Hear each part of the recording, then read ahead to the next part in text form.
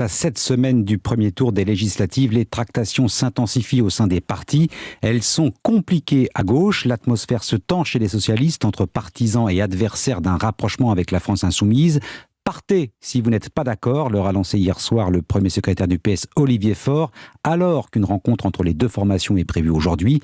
Illustration à Marseille où l'on rêve de refaire alliance comme lors des municipales. Mais là aussi, les choses s'annoncent compliquées. Reportage Stéphane Burgat.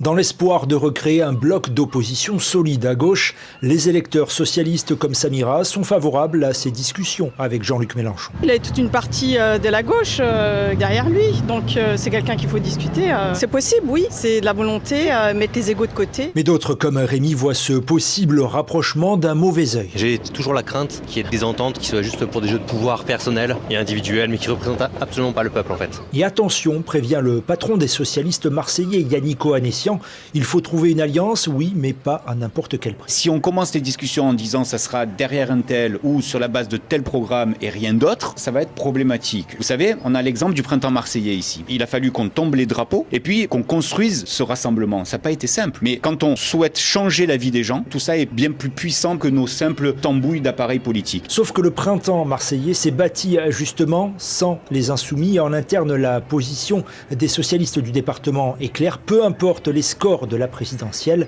il n'y aura pas de soumission. Marseille, Stéphane Burgat, Europe 1. Et cette tentative de rapprochement avec les Insoumis est refusée par deux cadres du PS. Laurent Azoulay et Boris Vernon annoncent leur démission.